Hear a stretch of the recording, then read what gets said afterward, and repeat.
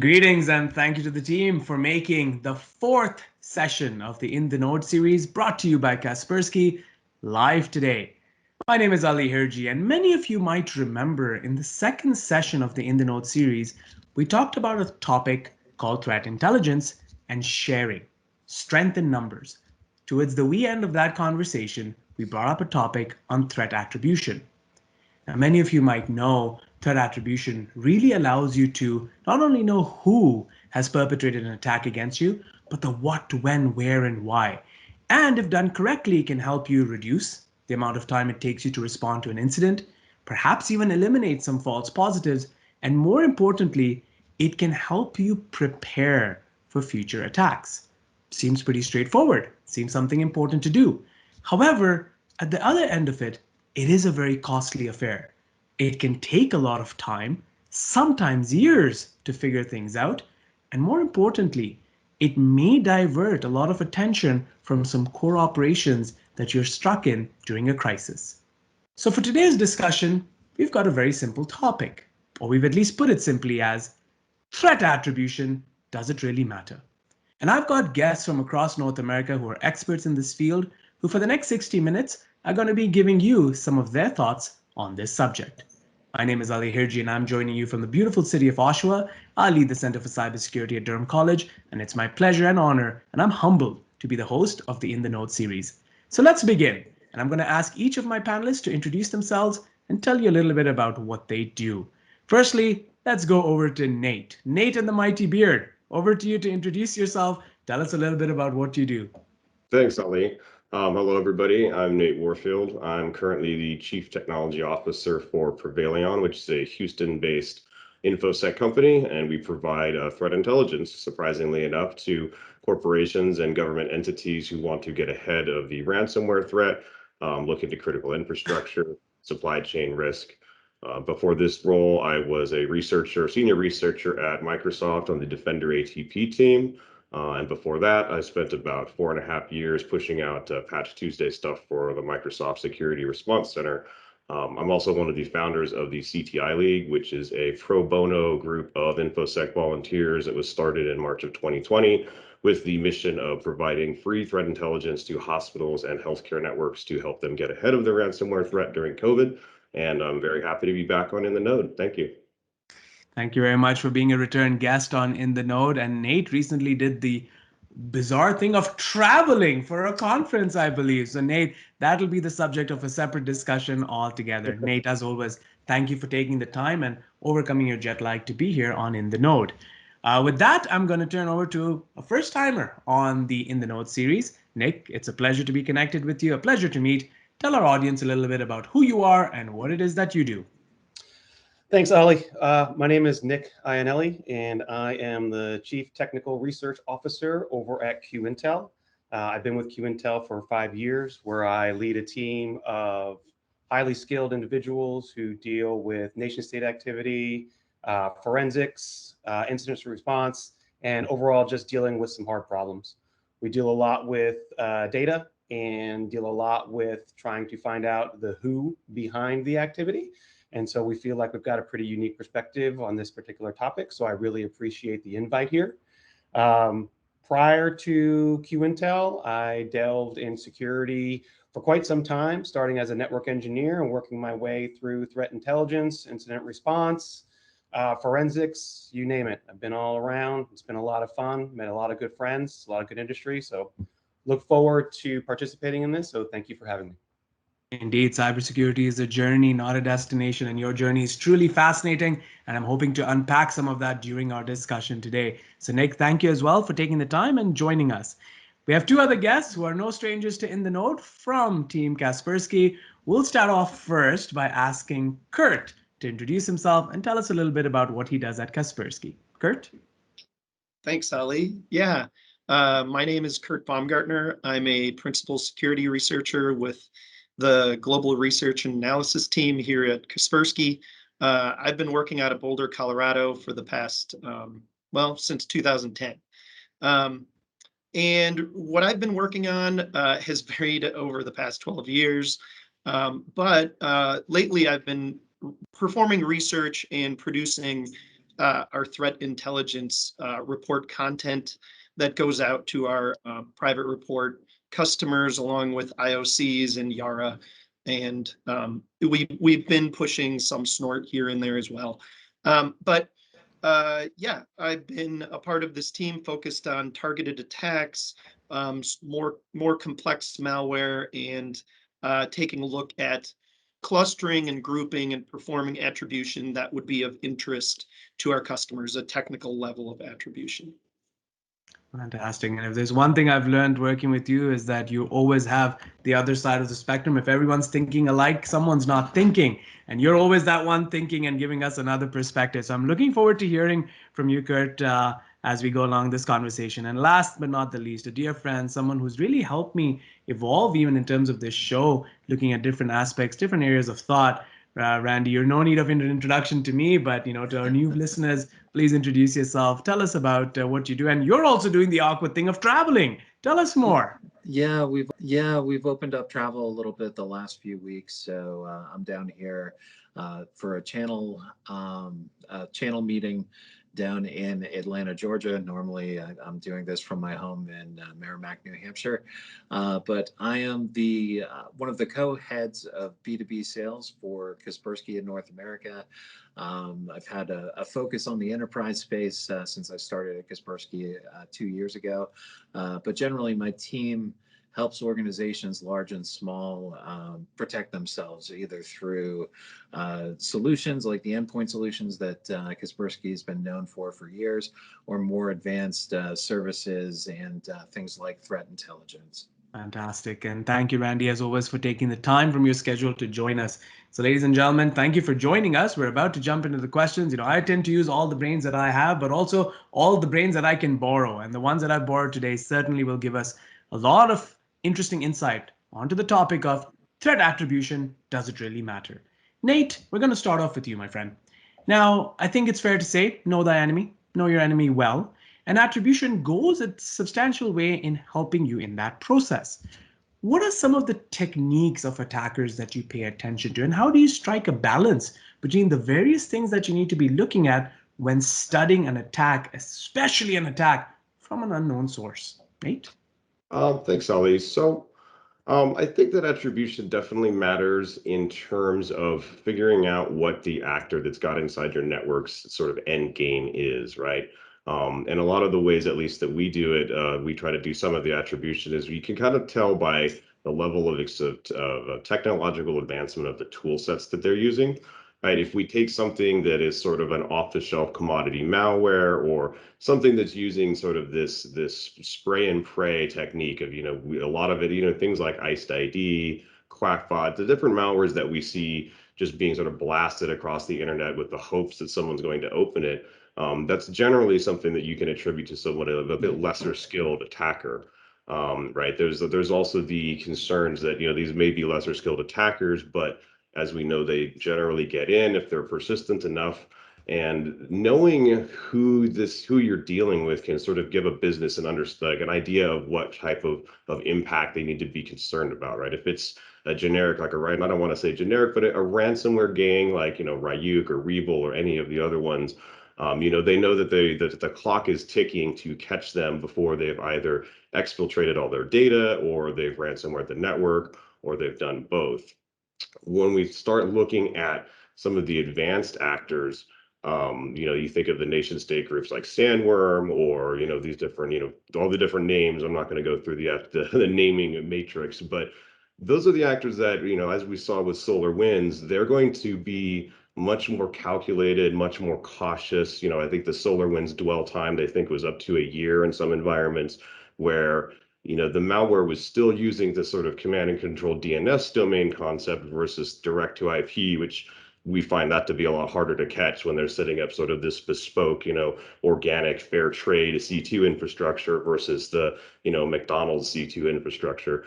Then the tricky part is catching them, once they're caught, there's really hard to tell what they've actually been able to do while they've been in there.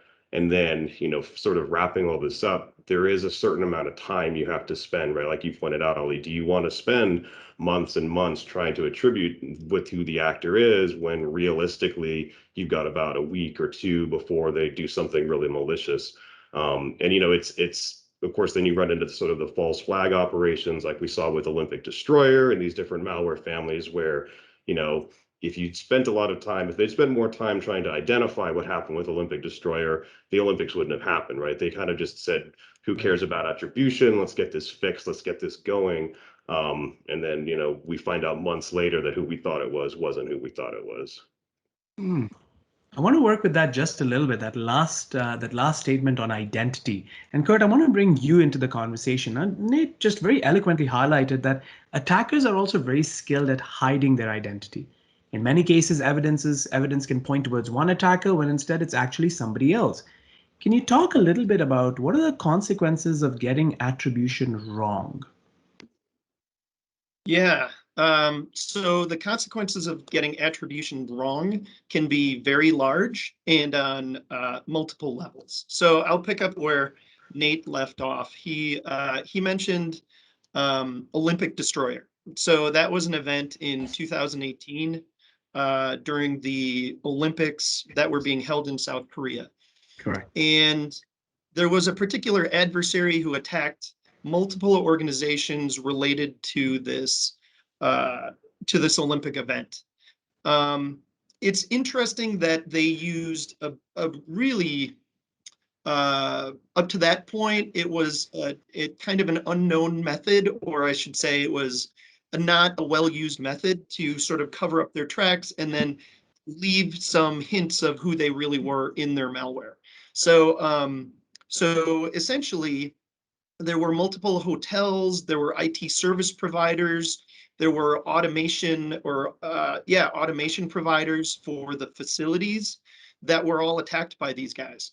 And like Nate said, at the time, everyone thought, well, this could be a Chinese speaking group. This could be another Korean speaking group. And another vendor claimed there's no evidence that it's a Russian speaking group, which a colleague on my team identified. We found the evidence, we came forward with it, and we suggested other researchers take a look at all of this. Now, why would attribution matter in this case? As it was playing out, maybe the hotels and the IT service providers didn't care in the moment, but it would have been very helpful to know the level of sophistication of this group and whether or not, say, they would go after the routers on their way out and just burn everything to the ground if there was a hint that they were caught. Is that a behavior they've exhibited in the past, say, in Ukrainian networks or elsewhere in the world? So there are all sorts of things that can come up when you misattribute. And at the government level, that's a whole different game of misattribution and getting things wrong. They can't get that wrong. At a lower level, sort of for what we see in an ongoing basis when an organization is being focused on by or targeted by, say, Blue Noroff, the organization would want to know, oh gosh, there's a Korean-speaking actor that's after us. And they have in the past, say, spoofed entire organizations' identities to go after cryptocurrency investors or exchanges or the like banks themselves. So the sort of the duration and the extent of the capabilities of a particular group is very worthwhile to know when you're trying to identify, like what Nate was talking about, a ransomware group that'll come in and start locking up computers in a couple of days versus this long, slow attack and capability that's put forward by somebody like Blue Noroff. So there are different sorts of things that defenders need to look for when they identify just a hint that an adversary may be on their network, and then how are they going to deal with it and move forward, and can they do that in an informed manner, or are they just kind of flailing around like a number of organizations were doing back in 2018 when Olympic Destroyer was ongoing. So yeah, there are different sort of levels of consequence and levels of need that defenders are up against when they're trying to attribute correctly and deal with all of these different threat groups. Fantastic. And I think you've raised important points about even the communication of attribution, but more importantly, it's not just about what you're thinking about with attribution, but how. And there are a lot of things that we'll piece apart as we go through this discussion. So as always, Kurt, thank you for your thought-provoking perspective. I'm going to take flight from you and go to Nick. And Nick, this is your first moment on the hot seat and in the Knode. And this is a question more about how extensive does the attribution research have to go? For example, if you're combing through metadata, how much detail do you really need to get to before you make a decision? For example, if you look at the Lazarus case, Russian language strings were key to sort of understanding that identification process. What's your perspective on going beyond the regular surface level indicators? Nick? Well, I mean, taking a step back, I think it really kind of depends on the attribution side, right? Generally speaking, I feel like most organizations just knowing the difference between is this activity criminal versus nation state is enough to get to them to where they need to be to have an informed decision or response process. But if you're going to go the attribution route, you really need to take the time and take the effort and document why you think things are the way they are. And so here are the reasons why I think this is this actor, right? And you break it out, right? Did they attack Active Directory via golden ticket, right? Or did they stage their exfil off of HA proxy? What are these guys doing and how are they operating? And then once you outline all of those things, then what is the adverse of that? How can you contradict? Are these attributes of one group versus attributes of another? Is this a false flag operation? Is it not? So it can get very complicated. But honestly, if you are getting into the attribution game, you really need to spend the time and the effort to really understand the entirety of what you're dealing with, not just from a malware perspective, but what does it look like hands-on keyboard? What does their infrastructure look like? Who are they hosting it with? How long have they had it? Are you able to acquire any registration information? How are they paying for it? So really, it is significant time and effort if you really want to play this game and you want to play it correctly. Because as I've already been discussed by Nate and Kurt, like the potential for getting it wrong, while it may not lead to direct like kinetic type action, there are ramifications to people coming out and saying, hey, it's this country, or hey, it's that country. And those ramifications can be severe and maybe things that we don't actually see in the civilian world. And so ensuring that if you're going to play in this space, you have the time and resources to do so is the right approach. Otherwise, people are going to just brush you off, and at that point, you're just speaking hot air. No, thank you for that. And I think for level setting on this and really and helping our audience understand how serious the consequences are and how much detail you have to drive through. As we go into the second leg of the conversation, we'll also talk a little bit about partnerships that could have formulated and how companies work with other entities to share and build their attribution process. So Nick, thank you for setting the context there. And I'll go back to Randy now. And Randy, you always bring the business perspective on cybersecurity and give us a pulse into what's happening with the community. And so from your engagement with the community, it's a bit of a tricky question, but I'll put it to you because I couldn't think of a better person to ask this to. And that is, what is the appetite in the community for threat attribution services? Are you seeing more of a demand? Is it from one particular group that you're seeing a demand? Is there an interest in talking about it? Or are you seeing more focus on, we just need to prevent attacks, or how do we recover from attacks? Tell us a little bit about, for the next couple of minutes, on market appetite. Thanks, Ali. Yeah, for most of the organizations that I'm talking to, most of the clients that we deal with, they're really focused on what's relevant to them right now in the situation that they're either dealing with or trying to prevent.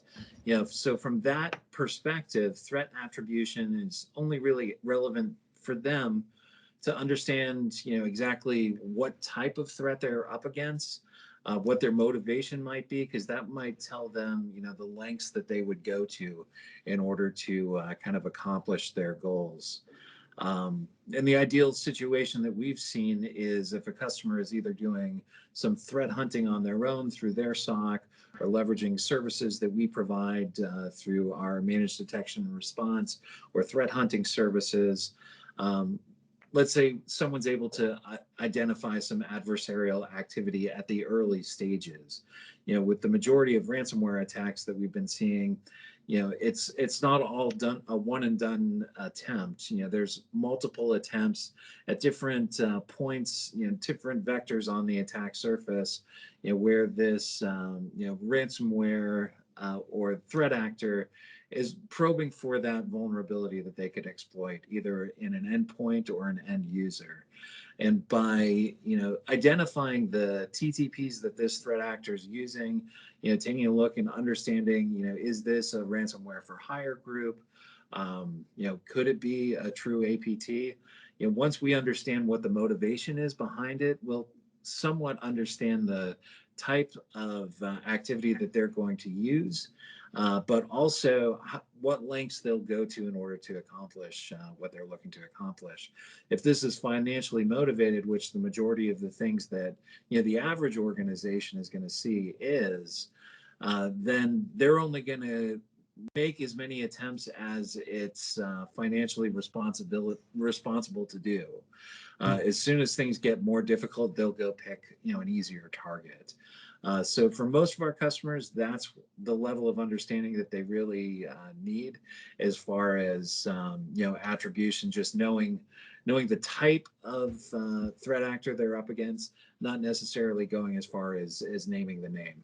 Fantastic. And again, like I said when we began the conversation, knowing your enemy is an important feature of your cybersecurity posture, and you've elocuted that extremely well. So thank you, Randy, for not just telling us about what the appetite is like, but also helping us understand how targets are found within the space. So very interesting opening conversation there, and thank you, gentlemen, for that perspective. Just a very quick 30-second digression, if you will. There's a very interesting article on a Kaspersky blog related to threat attribution.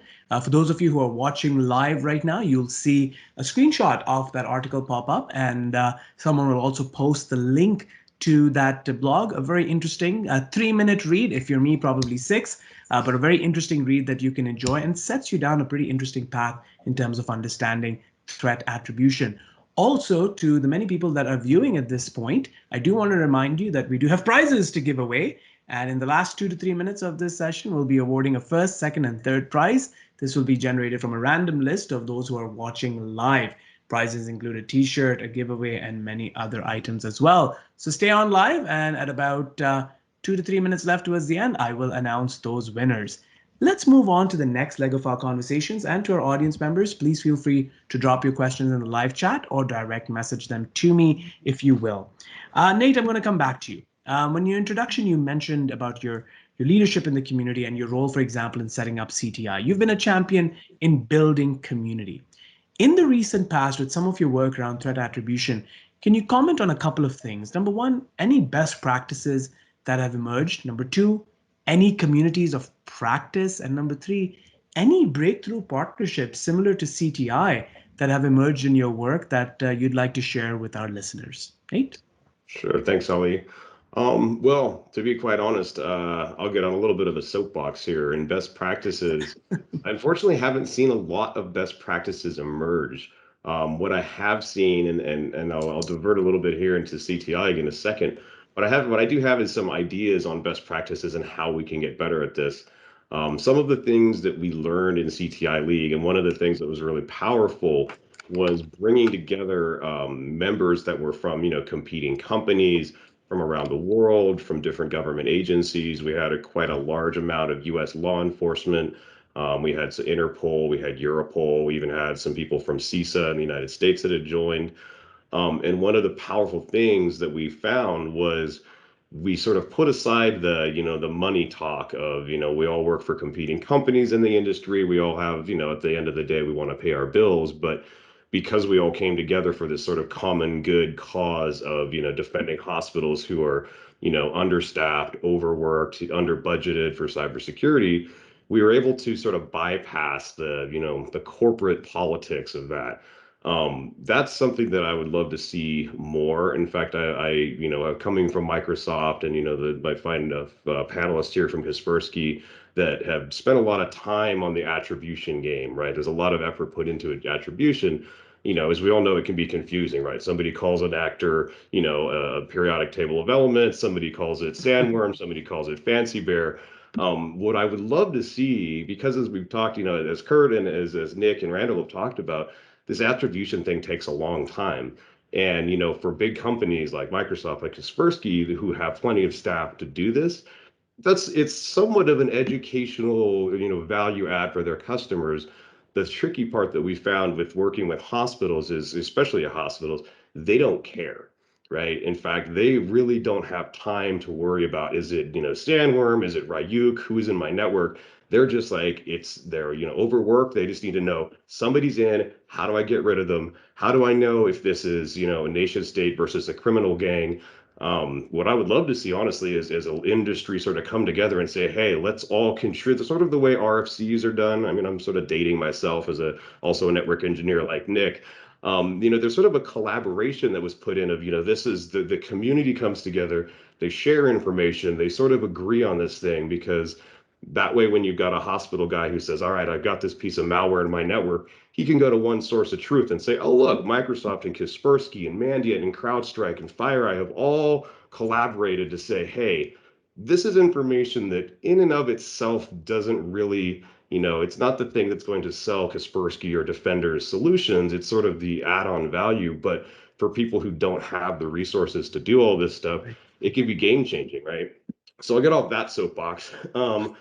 Some of the partnerships that we saw was the government agencies, and there's complexities there, right? When we talk, I think it was Kurt talking about the attribution and getting it right or wrong. There's a different level of risk depending on who you're working with, right? As a software company, a privately held software company looking at, say, a ransomware gang, is the attribution all that important between Revel, Ryuk, and all the other ones? Not really, right? When you start talking about a government agency, if it's CISA, if it's the FBI or the NSA, knowing if it's, the Koreans, the Iranians, the, Russian actors, the Chinese actors, there's geopolitical issues that can come in there. I think just today in the US, we saw the White House, a big meeting of them trying to talk about, shutting down ransomware gangs and taking out their networks. Like, that's an interesting place to start, in my opinion, because I feel like, while it is a huge financial problem, we've seen what actual nation state actors can do, which is much more of a society problem, right? If you look at what happens in the Ukraine, if you look at WannaCry, if you look at NotPetya, there was no, those were not financially motivated. Those were just sort of scorched earth attacks that have much bigger repercussions to like the global stability and computing than, somebody getting their data stolen, which is bad, but it's, nobody's probably going to die from, a software company being ransomware. I mean, there's always exceptions, right? Living in the US, we see all these things. And I forgot what the third question you had was, Ali. So the third question was more on any breakthrough partnerships that may have emerged. I'd say probably the breakthrough partnerships that we saw, at least from CTI League, was better communication between the private sector and the US government. And what I would love, actually, like you mentioned, I just got back from Belgium, and one of the keynotes there, one of my co-founders, Mark Rogers, he was talking about hacktivism and how it is being used for good, and encouraging because it's a Belgian conference, we had a lot more European members. Europe and especially Asia were areas of the world where CTI League wasn't able to be as effective because we just couldn't get, the government partnerships like we were able to get in the US. So while we may have been able to find, I can't go into details, we were able to detect some certain attacks against US infrastructure that we very quickly handed over to the correct people, and it was remediated. When we started looking at European infrastructure or Asian infrastructure, we were just sort of left like, we don't know who to talk to. And just to wrap this up, what we also found was, while these trust groups, which I think are one of the more powerful things we can do in the industry, while they're very useful for collaborating together, Private sector businesses don't really like it when a random person sends them an email about a problem on their perimeter. What we ended up in the US once again doing was working with the ISAC or the ISAC groups for healthcare and for medical.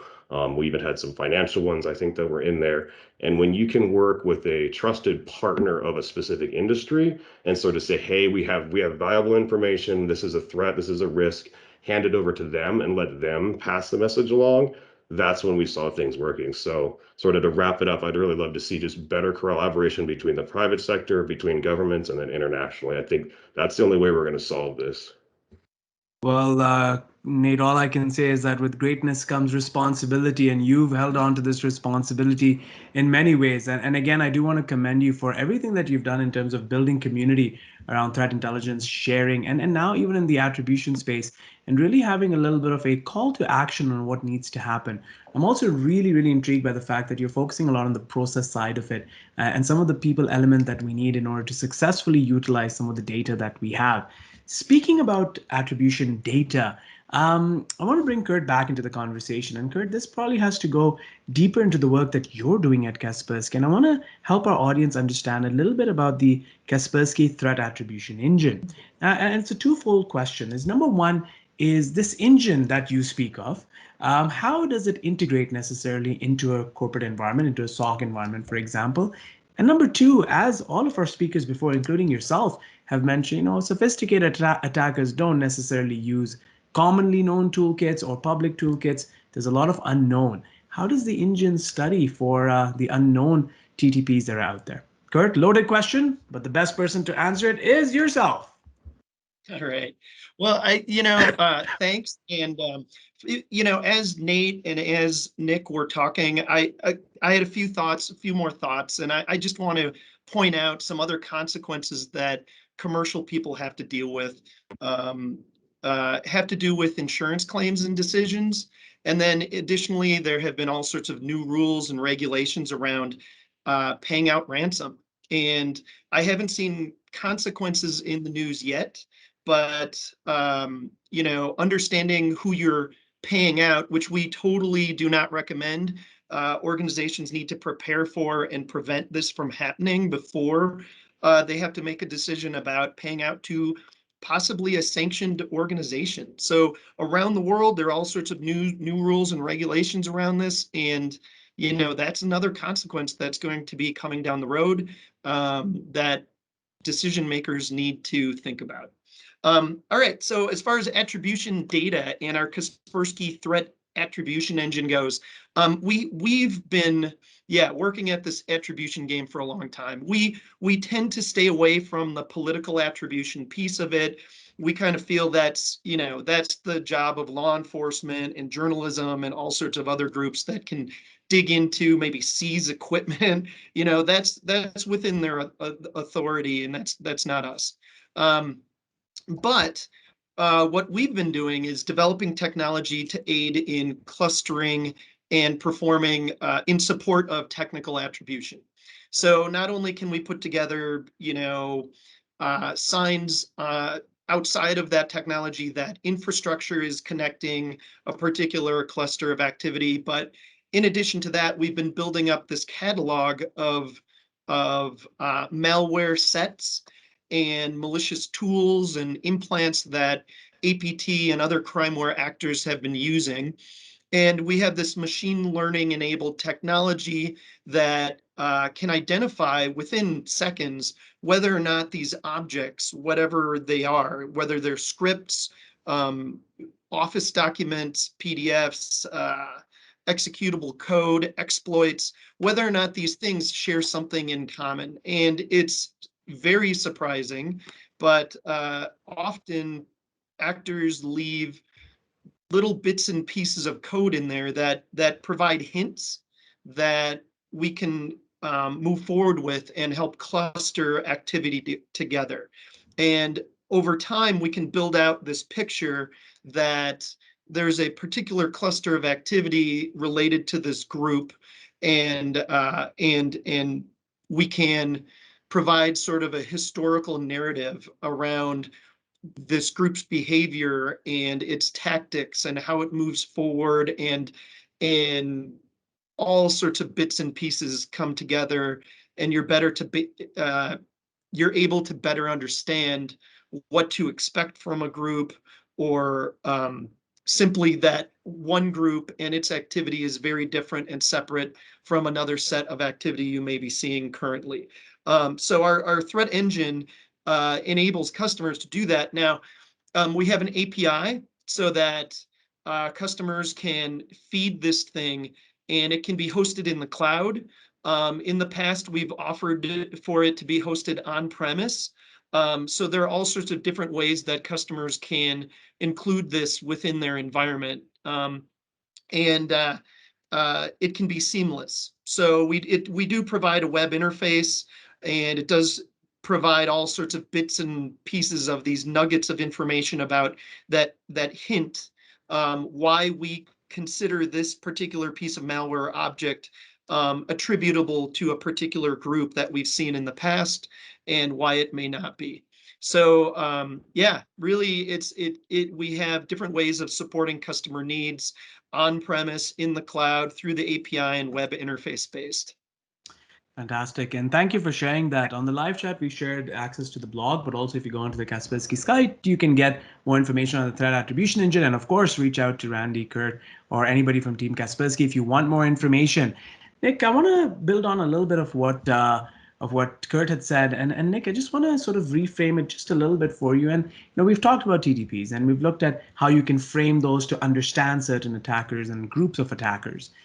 How has this knowledge, or the way in which you frame some of this knowledge, can you point to any case studies where it's actually helped you prevent an attack, or helped you maybe even reduce the time it's taken to respond to an incident? Nick? Well, I'm not sure I can point you right now to any specific case studies, but I can, talk from personal experience as it pertains to, again, being in the IR space historically. You watch hands on keyboard, you watch how the adversary gets on to the network and what they do to move around. They want to maintain persistence, right? And so how do you maintain persistence? Well, you either create yourself an account or accounts, or you dump the Active Directory and get their credentials for every single other account that's there. And so right now you have maintained access. And so now you can either leverage that access, which is commonly referred to as living off the land, or you can continue utilizing your malware until you get caught, if you get caught. And then you can revert back to the living off the land.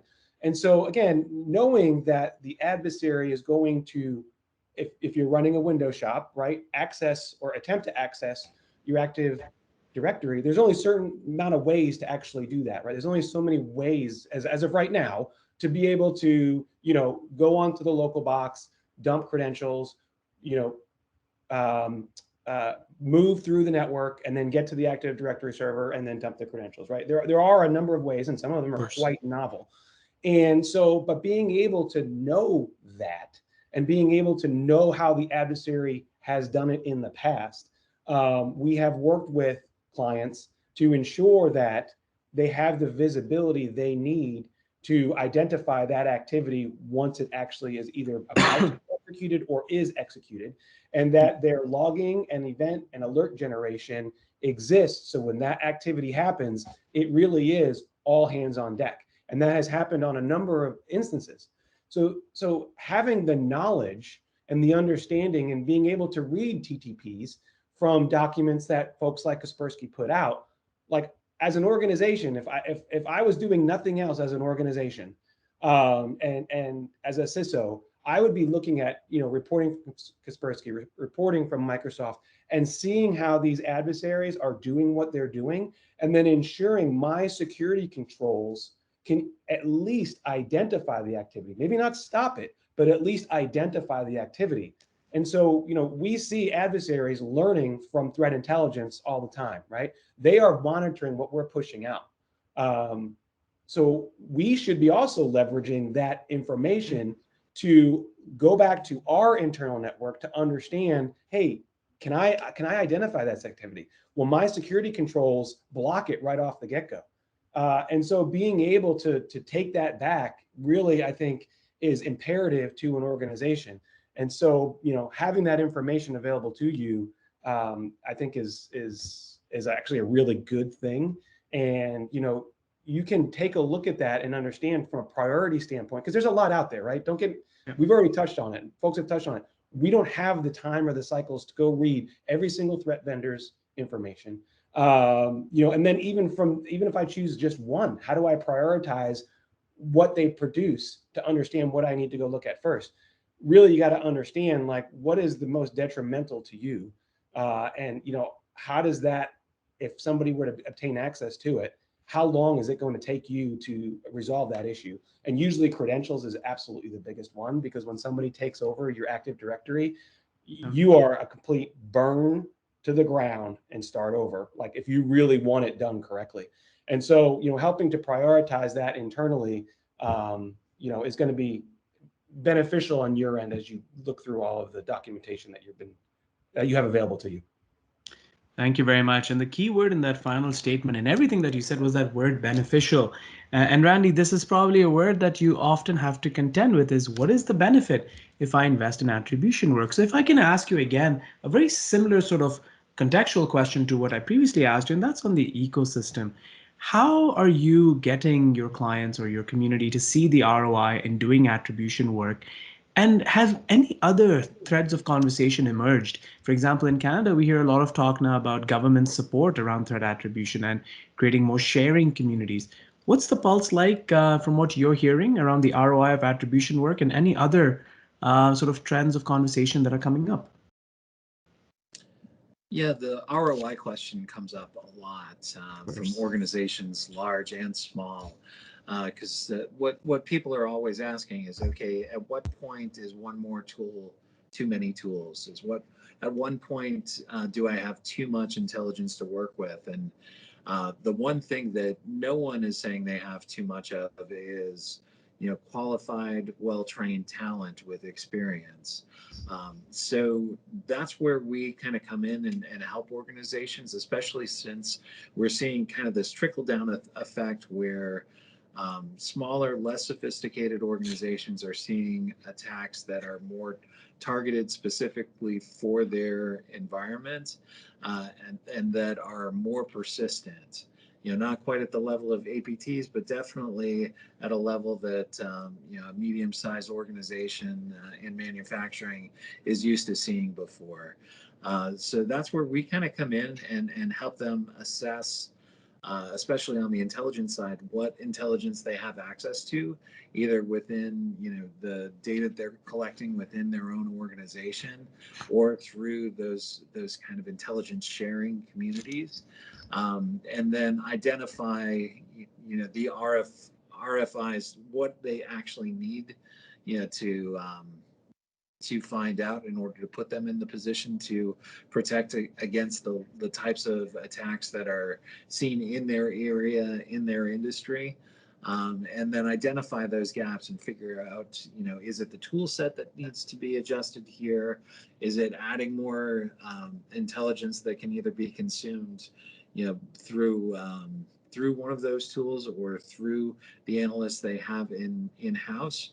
Or is it leveraging some services, either through threat hunting, or having those services kind of on a retainer, from an IR standpoint, where if they sense smoke, someone's already ready to jump in and help put out the fire. So that's the types of things that we're helping organizations leverage and kind of look at and figure out, do they need to make better investments or different investments?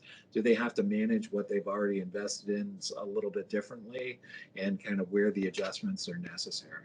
And I think this is such an important element that you've brought up, is in your work where you've actually served, in some cases, in an advisory capacity, trying to guide them as opposed to just pushing product down. And that's been one of the treats of working with you, Randy. And I really appreciate sometimes the willingness with which you give your time, and to everybody that's here, the willingness with which you share your expertise, because that certainly helps drive the right behavior, especially when it comes to product adoption and service optimization. So gentlemen, thank you for that, and going through the set of questions as eloquently as you did. We've got about 10 minutes left, and I've had one or two questions that have been direct messaged to me, and then one or two that we've had from before. So I'll bring them up, and we'll see how much of that we can get through in the next 10 minutes.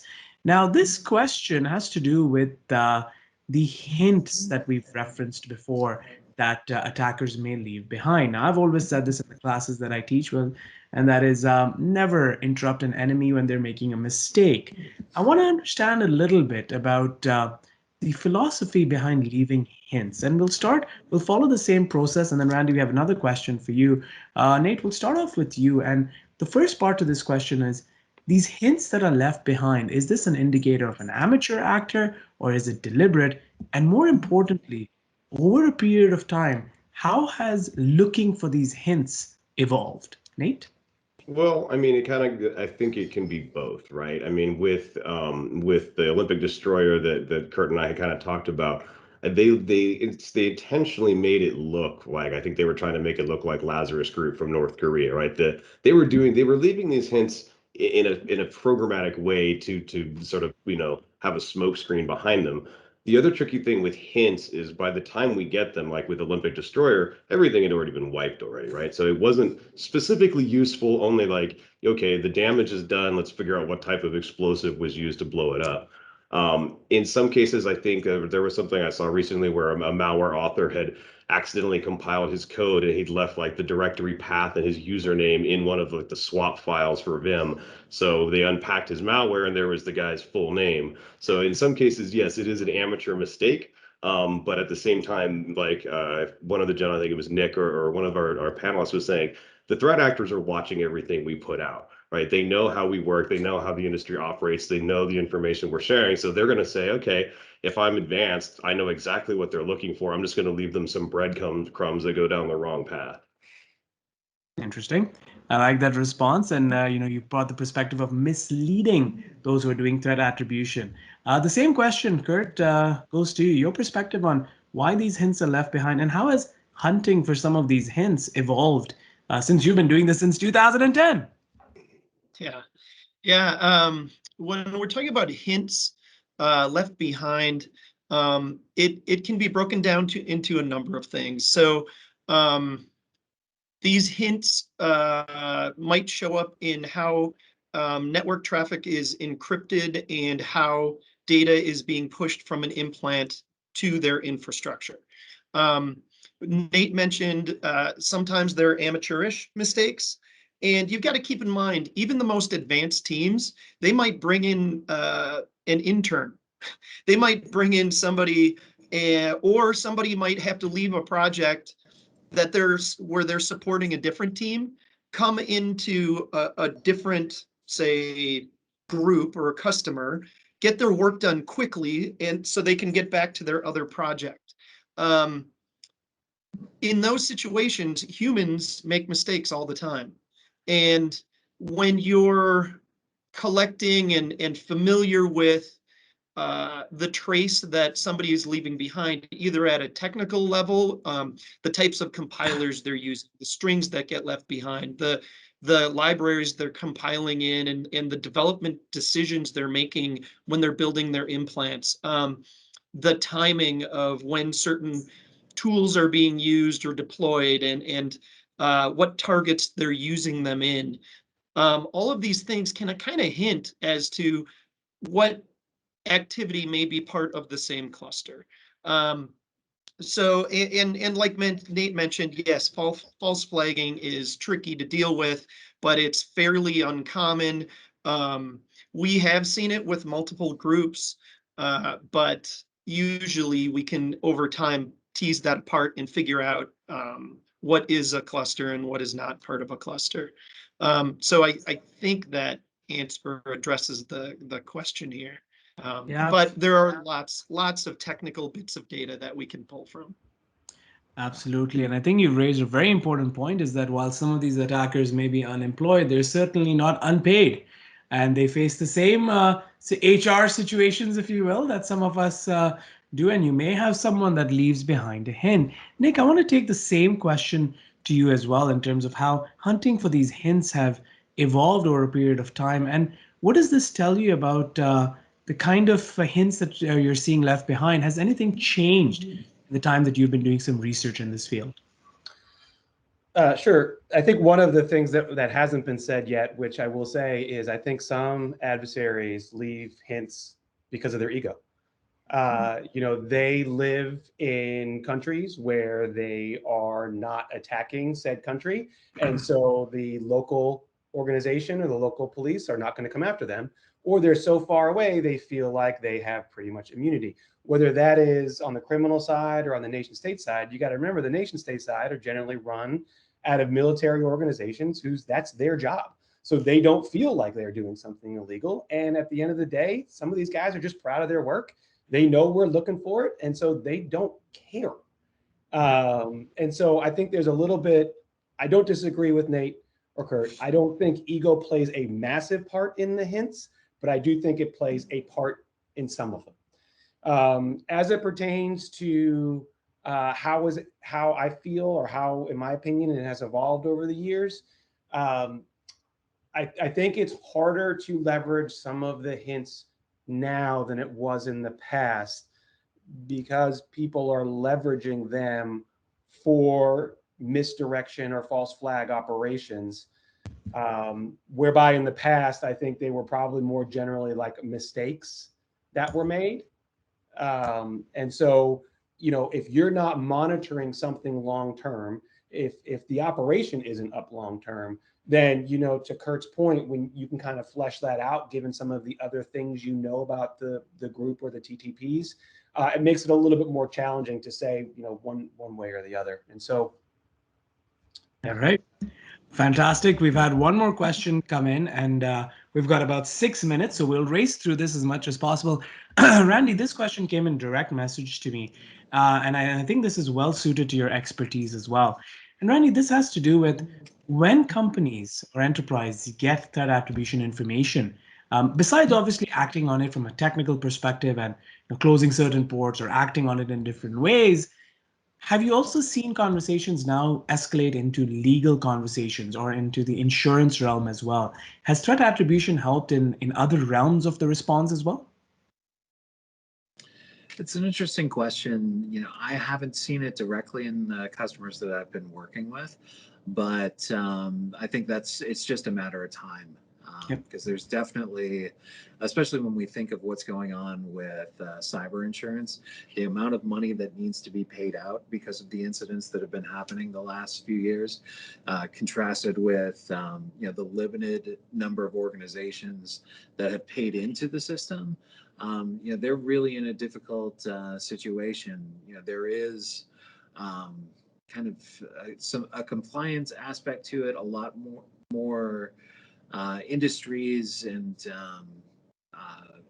regions are starting to actually require a level of cyber insurance. So we're seeing more adoption, but it's getting more and more difficult for organizations to actually qualify for certain levels of that insurance. It seems like the entire industry is kind of questioning the best way to handle this influx of ransomware attacks that have really changed the game in their industry.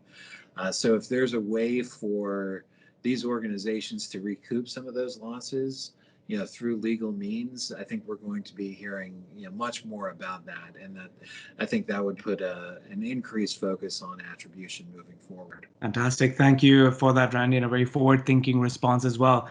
Kurt, this is a direct question to you, and I'm going to read it verbatim because it's a fairly complex one, and thank God it's not me answering this. How does a botnet of high perform compute with AI and ML work in the mix of hacking? And how does Kaspersky plan on tackling something sophisticated as such? We talk about AI to protect our networks and to do threat attribution, but what about how do you study AI when it's being used to attack? Your perspective, Kurt, real quick. I guess the first part of the question is I'm trying to work with. It says they're saying that ML may be blended in with a botnet, a higher performance botnet. We have seen, mainframe machines being or a part of various incidents, but usually that has to do with mining issues, cryptocurrency mining. Yep. I'm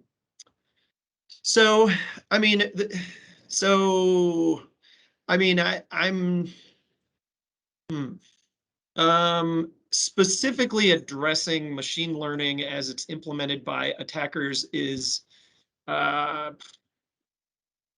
I mean, is one thing, but as it's implemented in a botnet, I'm not sure how that differentiates the game. Basically, we are interested in anytime a resource is being misused by an attacker, whether that's machine learning or cryptocurrency mining or reusing other resources for spam, like Emotet was doing, Yep. or setting up their own infrastructure. We not only are looking for our own customers' hosts, like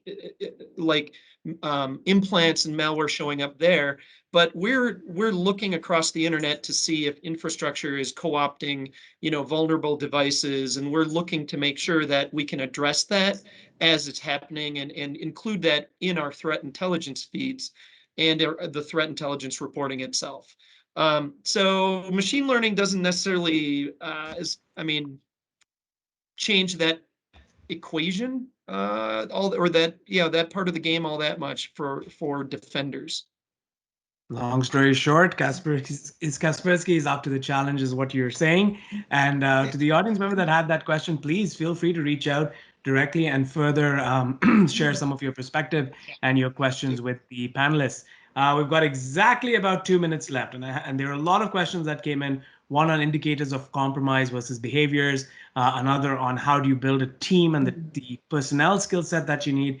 So we'll probably come to those questions. Hopefully, we have other sessions as well where we can come to those. But I do want to ask this question because it's something that has been a signature of in the Knode, and that is a look into what we call the crystal ball, or look into the future.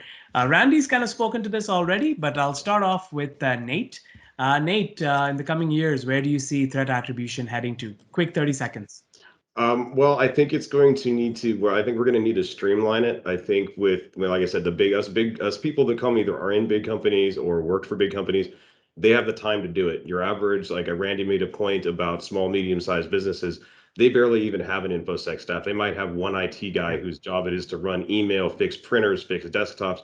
He doesn't care. So the more streamlined, the more actionable we can make this. I mean, you think of how many of us, have traveled internationally and taken a COVID test. I don't need to know how a PCR tests work. I just need to know, do I have, SARS-CoV-2? And if we can make it streamlined for in businesses, I think that's really where it needs to go.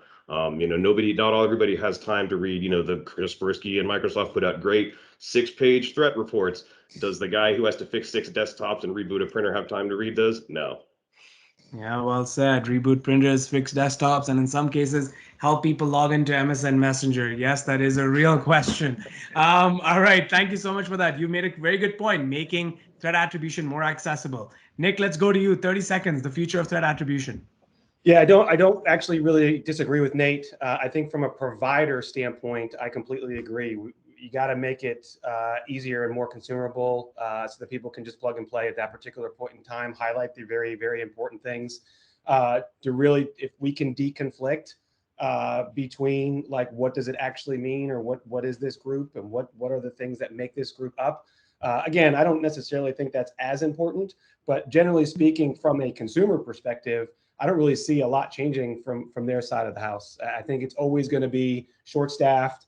I think the talent pool is going to continue to not diminish, but be moved to other parts of the organization. So what we saw, 3, 5, 7 years ago, where you had like rock star teams inside organizations, I don't really see that anymore. Let me rephrase that. I don't see it as much anymore. And so when you go to some of these mature commercial organizations, yeah, they've got people, but the team they had 5 to 7 years ago is not the same team they have today. And so what you're dealing with is people that need a bit more and a bit easier to consume so that they can then learn and get better.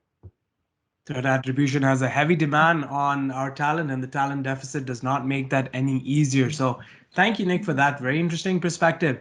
Kurt, last words to you, and then we'll close off with Randy. The future of threat attribution, my friend. It's going to be affected and impacted more and more by the ransomware industry.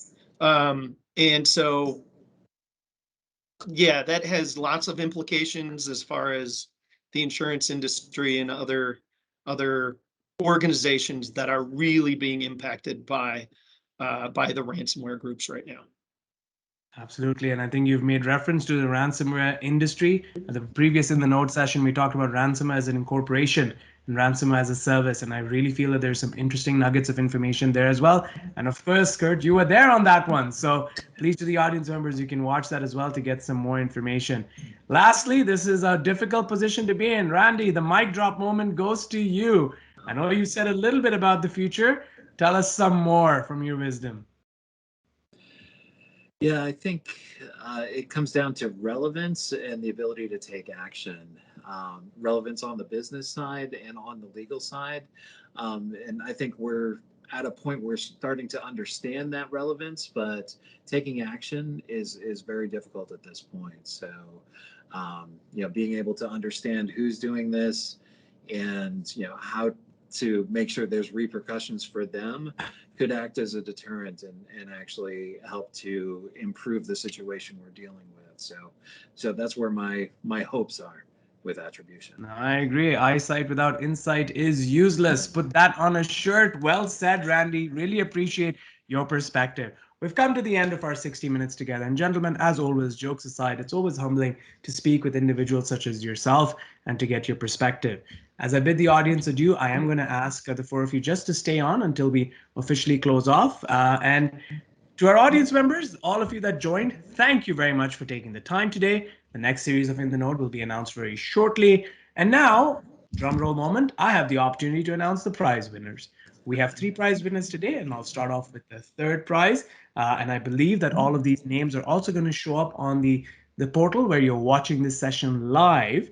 Third prize goes to Brian Fott, a well fought for position there. You will receive your gift very shortly. I believe it's a gift card, which you'll get very shortly, and somebody from Team Kaspersky will be in touch with you. So congratulations, Brian Fott, on the third prize. Second prize goes to Jack McCarthy. Congratulations on that. Thank you for joining us today and sharing questions with us. And again, a member from Team Kaspersky will be in touch with you. And the first prize goes to Heather Sheets. Heather, congratulations. You not only win the first prize, you also get a fancy t-shirt, and I believe some other goodies and some swag as well.